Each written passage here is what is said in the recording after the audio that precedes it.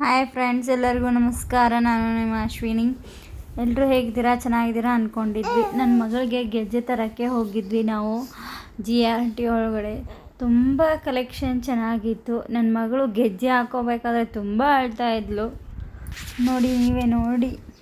ಆಮೇಲೆ ಗೆಜ್ಜೆ ಹಾಕಿದಾದ್ಮೇಲೆ ಸಮಾಧಾನ ಮಾಡಿ ತುಂಬ ಆಟ ಆಡಿದ್ಲು ಫ್ರೆಂಡ್. ಅವ್ರಿಗೆಲ್ಲ ಥ್ಯಾಂಕ್ಸ್ ಕೊಡೋದು, ಇದು ಮಾಡೋದು ಎಲ್ಲ ಮಾಡ್ತಾಯಿದ್ಲು ಫ್ರೆಂಡ್.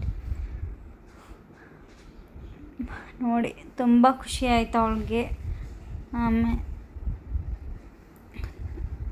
ನಾವು ಸ್ವಲ್ಪ ತಿಂಡಿಗೆ ಹೊರಗಡೆ ಹೋದ್ವಿ. ಪಾವ್ ಬಜ್ಜಿ